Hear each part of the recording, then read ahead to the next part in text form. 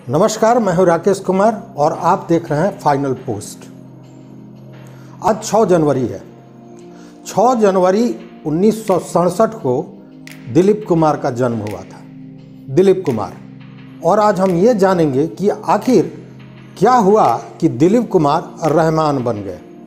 पहली बार उन्होंने Oscar award जीतकर भारतीय सिनेमा संगीत को एक नया मुकाम दिया, एक नया आयाम दिया। जी हाँ, मैं बात कर रहा हूँ अल्लाह रखा रहमान की। अल्लाह रखा रहमान का जन्म एक हिंदू परिवार में तमिलनाडु के चेन्नई में हुआ था 1967 में।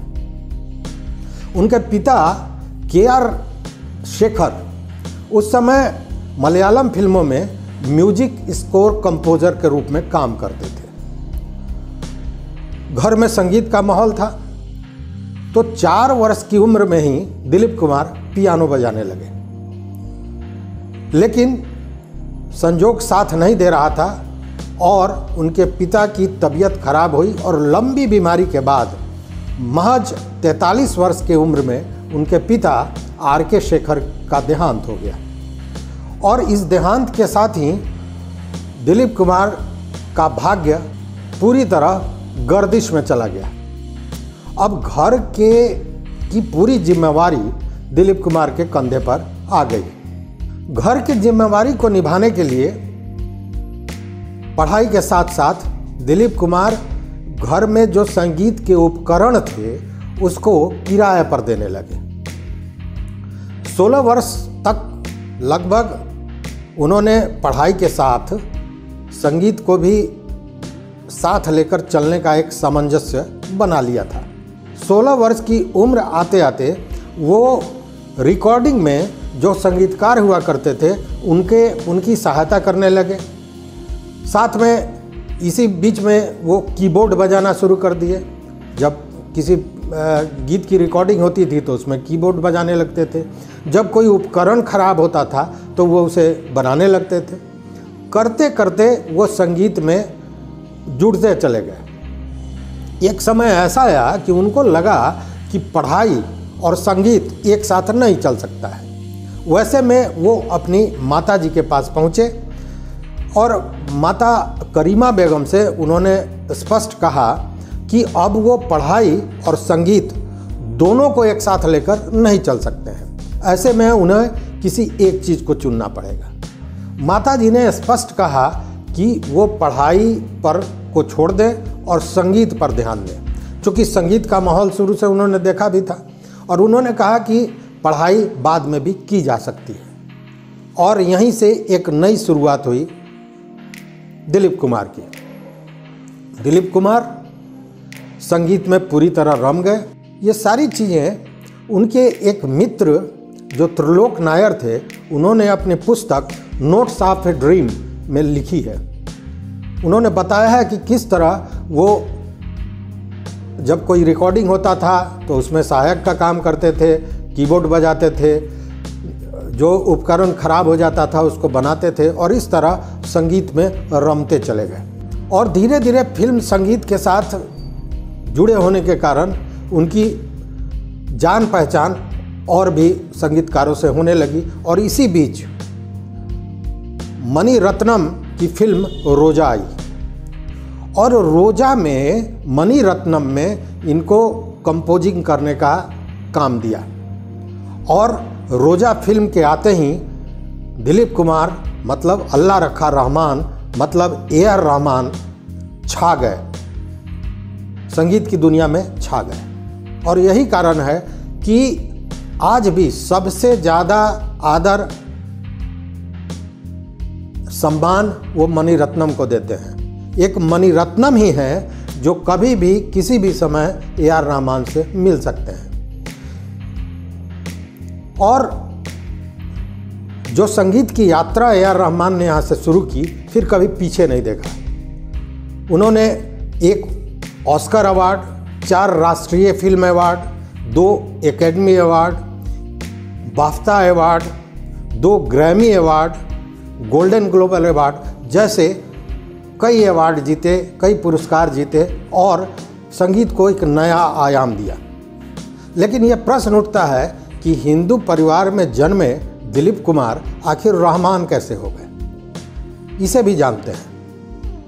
पिता की लंबी बीमारी के बाद, मौत के बाद घर के हालात बहुत ख़राब हो गए। इसी बीच में उनकी बहन की तबीयत बहुत ख़राब हुई। तो उसी बीच कादरी साहब से भेंट हुई। एक पीर थे और वहाँ इनकी माताजी जाती थी। माताजी पहुँची पीर साहब के पास और उन्होंने दुआ मांगी कि उनकी बेटी ठीक हो जाए। चमत्कार ही हुआ कि पीर साहब ने दुआ मांगी और उनकी बेटी मतलब दिलीप कुमार की बहन स्वस्थ हो गई। और उनकी माँ को लगा कि ज़िंदगी की सारी मुश्किलों का हल इस्लाम में है और उन्होंने इस्लाम को कबूल कर लिया और वो भी सूफी संप्रदाय की तरफ उनका ज़्यादा झुकाव था। इस तरह हिंदू से मुस्लिम धर्म में चले आए दिलीप कुमार। लेकिन अब यहाँ एक और प्रश्न है कि उन्होंने अपना नाम दिलीप कुमार से AR रहमान कैसे रख लिया। इसकी भी एक कहानी है। रहमान को दिलीप कुमार नाम बहुत पसंद नहीं था। द स्पिरिट ऑफ म्यूजिक जो पुस्तक है उसमें भी ये बात कही है कि उन्हें दिलीप कुमार नाम पसंद नहीं था। इसी बीच उनको उनकी छोटी बहन की शादी होनी थी और इस शादी को लेकर उनकी माँ एक ज्योतिषी के पास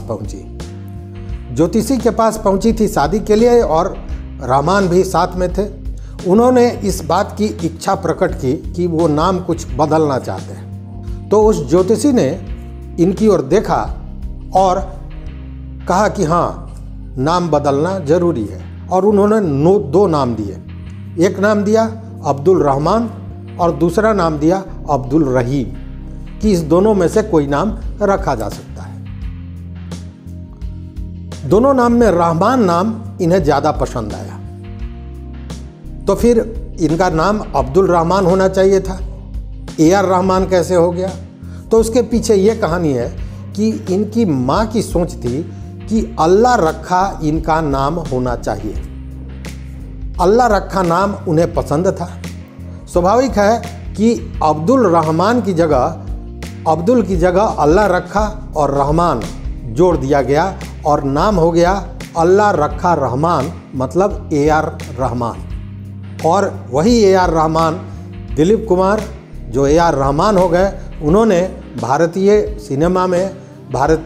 सिनेमा का जो संगीत है, संगीत की दुनिया में एक चमकता सितारा नहीं, वो ध्रुव तारा बन गए और उन्होंने कभी पीछे घूमकर नहीं देखा।